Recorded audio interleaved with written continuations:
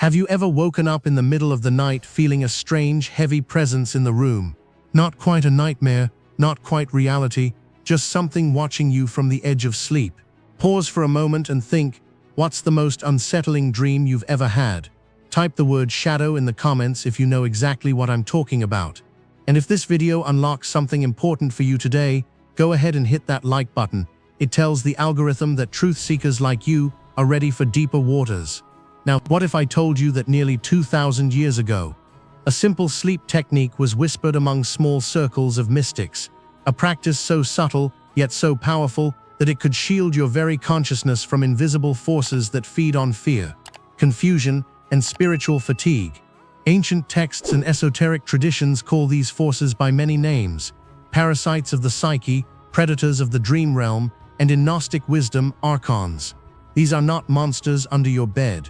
They are described as energetic structures that hover just beyond ordinary perception, especially active when your conscious mind drifts into sleep.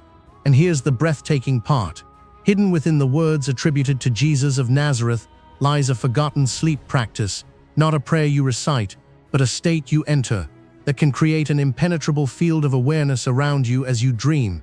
You see, most people assume that sleep is just a biological off switch, but the ancient initiates knew better. They taught that the boundary between waking and dreaming is a doorway, and doorways can let things in or keep them out. Tonight, I'm going to show you a technique that flips the script completely.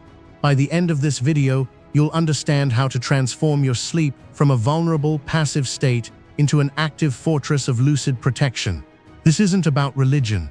It's about a forgotten technology of consciousness, one that Jesus himself reportedly used. And once you learn it, you may never feel powerless in the dark again. Stay with me, because what I'm about to reveal next will change the way you close your eyes forever. Long before modern psychology reduced dreams to random neural firing, the ancient world understood sleep as a liminal space, a threshold between the physical and the subtle. In Egyptian mystery schools, dream incubation was a sacred art. In Greek temples of Asclepius, seekers would sleep on the skins of sacrificed animals, hoping to receive healing visions. But beneath these rituals lay a deeper, more guarded truth. Not all beings in the dream realm come bearing light.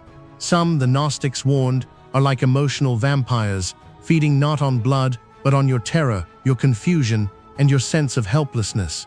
These beings, which the Gnostic texts called archons, are described as cosmic parasites that rule the lower psychic atmosphere. Imagine a spider that doesn't build a web of silk, but of beliefs, fear of death, shame, unworthiness, the illusion that you are merely a body. When you sleep, your conscious guard lowers, and in that gap, the archons attempt to inject nightmares, looping anxieties, or a feeling of being chased or crushed. Have you ever had a dream where you couldn't run fast enough or scream loud enough? Some esoteric traditions say that's not random. That's the signature of an energy trying to destabilize your inner field. Now here's where the figure of Jesus enters this strange landscape, not as a distant savior on a cross, but as a master of inner sovereignty. In the Nag Hammadi library, a collection of ancient texts buried in the Egyptian desert for 16 centuries, there are sayings attributed to Jesus that have little to do with church doctrine and everything to do with waking up inside the dream of matter. One of the most striking is this: if you bring forth what is within you, what you bring forth will save you. If you do not bring forth what is within you, what you do not bring forth will destroy you. That's not about sin. It's about awareness. It's about the radical act of remembering your own light in the face of forces that want you to forget. The early Christian hermits, the desert fathers and mothers, practiced something they called keeping vigil. They didn't just stay awake to pray. They stayed aware. They learned to maintain a thread of consciousness even as their bodies slept. Why? Because they believed that the archons, or what they called the rulers of this darkness, prowled the sleep state like wolves around a campfire, and the only weapon that worked was not exorcism or ritual, but presence. The simple, unshakable fact that you are still there, still aware, still connected to something greater than fear. Over centuries, this knowledge was pushed to the margins, branded as superstition or mysticism for the uneducated. But the technique survived, whispered from teacher to student, from monk to seeker. And tonight, you're going to learn a version of it that requires no special beliefs, no religious conversion, and no complicated rituals. Just your breath, your intention, and a single shift in how you enter the dark. Because the archons, if they exist, have one weakness: they cannot stand the light of a conscious human who knows exactly who they are. And that's exactly what Jesus' sleep technique awakens in you. Let me ask you something. When you lie down to sleep, what is the very last thought that passes through your mind? For most people, it's a scattered replay of the day, an argument, a worry, a to-do list, or just the numb static of exhaustion. And then, like a candle being snuffed out, consciousness collapses into the chaotic soup of dreams. But here's the hidden truth. The ancients guarded with their lives. How you fall asleep determines what you encounter in the dream space. Think of your mind as a room. If you leave the door wide open, with no light on and no guard at the threshold, anything can wander in.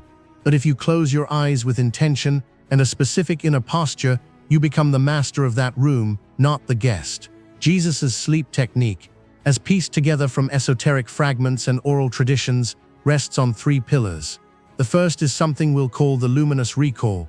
Before sleep, instead of letting your mind drift into random thought, you consciously remember a moment from your day or from your life when you felt truly awake.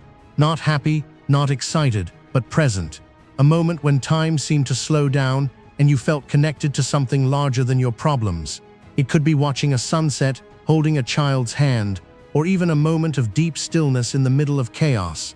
You bring that memory alive in your senses, the colors, the sounds, the feeling in your chest. And as you hold it, you silently say to yourself, "This is who I really am. Not my fears, not my past." Why does this work against archons? Because these lower entities, if we follow the symbolic language of the Gnostics, cannot generate light of their own. They can only mimic, distort, and feed on what you already carry. If you fall asleep clutching a memory of fear or shame, you have essentially invited them to the feast. But if you fall asleep anchored in a moment of genuine presence, of love, awe, or simple peace, you radiate a frequency they cannot approach. It's like holding a torch in a cave full of moths that hate light. They don't attack the torch, they flee from it. Now the second pillar is even more subtle. It's called the boundary breath. Just as you are about to drift off in that hypnagogic state between waking and dreaming, you take 3 slow, deliberate breaths. But not ordinary breaths. On the inhale, you imagine a silver thread of awareness rising from the base of your spine to the crown of your head.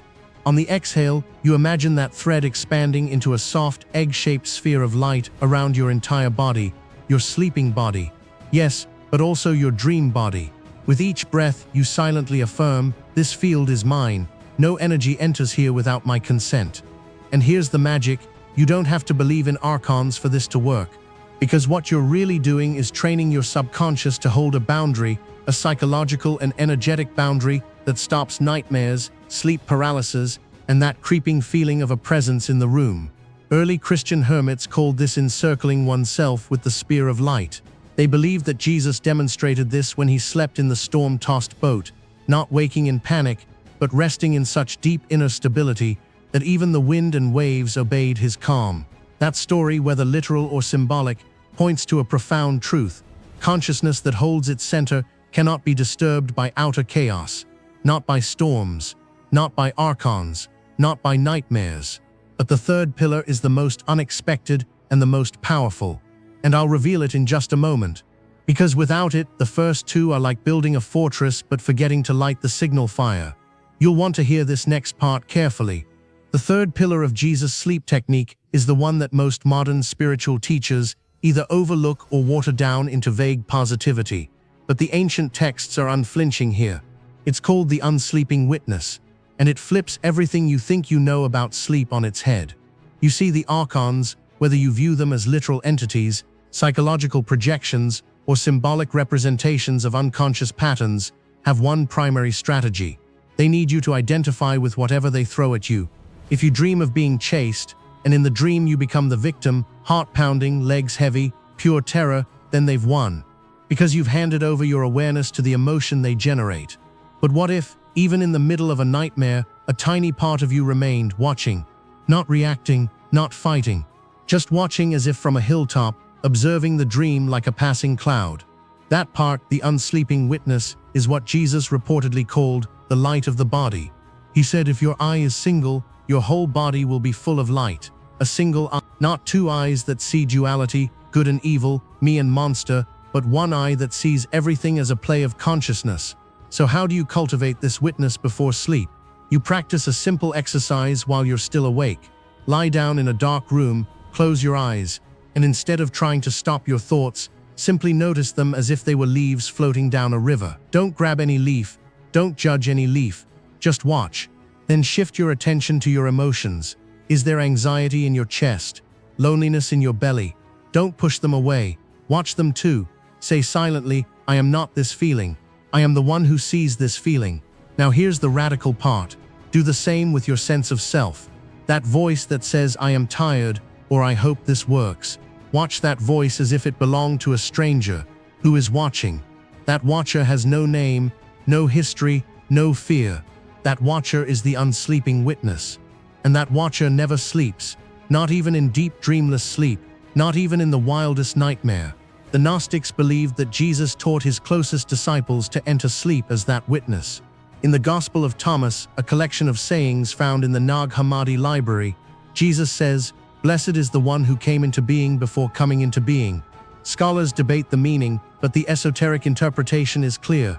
Before you entered this body, before you took on this name and this story, you were pure awareness. And that awareness never left. It only got buried under layers of conditioning. The sleep technique is a tool to unbury it, to remember that you are the dreamer of the dream, not a character trapped inside it. Now let me tell you why this is the ultimate protection against archons. Imagine a shadow puppet on a wall. It looks like a snarling wolf, but if you turn around and see that the wolf is just your own hand shaped a certain way, the fear vanishes instantly. Archons in this metaphor are the shadows. The witness is the hand. When you fall asleep as the witness, you stop reacting to the shadows. You might still have disturbing dreams, but instead of being chased, you watch the chasing. Instead of falling, you watch the falling. And in that watching, the nightmare loses its charge. It either dissolves, transforms into a peaceful dream, or, and this is the advanced stage, you become lucid. You realize you are dreaming. And once you are lucid, you are no longer prey. You are the creator. There's a haunting passage from the secret book of John, another Gnostic text where Jesus reveals that the archons tried to create a counterfeit spirit to trap human consciousness. But he says the one who knows the Father through the light will not be captured. The light here is not belief. It is the conscious awareness that you are more than your body, more than your mind, more than your dreams. And that awareness, once stabilized, becomes a shield that no lower energy can penetrate, not because you are fighting, but because you have become invisible to them. How can a shadow attack the sun? This is the deep secret that the sleep technique unlocks. But knowing it intellectually is not enough. You must practice it. And in the next section, I'm going to give you a simple 3-minute nightly routine that combines all three pillars, the luminous recall, the boundary breath, and the unsleeping witness, into a ritual so powerful that you can begin tonight. No special beliefs, no expensive courses, just you, your breath, and the ancient memory of who you really are. You've just received knowledge that most people will never encounter in a lifetime. But knowledge without practice is like owning a sword and never learning to draw it. So let me give you a simple, 3-minute nightly ritual that combines everything we've uncovered, the luminous recall, the boundary breath, and the unsleeping witness. You can begin tonight, in your own bed, with no special tools or beliefs, just your willingness to remember who you are. Step 1. The luminous recall. 30 seconds. As soon as you lie down and turn off the light, do not reach for your phone. Do not replay the day's arguments. Instead, close your eyes and deliberately search your memory for a single moment of genuine peace or presence from the last 24 hours. It could be as small as the taste of cool water when you were thirsty, or the sound of rain against a window. Bring that moment fully into your senses. Feel it in your body. Then place your hand on your heart and whisper inwardly, "This light is mine. No dream can take it." This anchors your consciousness in a frequency that lower energies cannot mimic or feed upon. Step 2. The boundary breath. 1 minute. Now take 3 slow, deep breaths. Inhale through your nose for 4 counts. Hold for 1 count.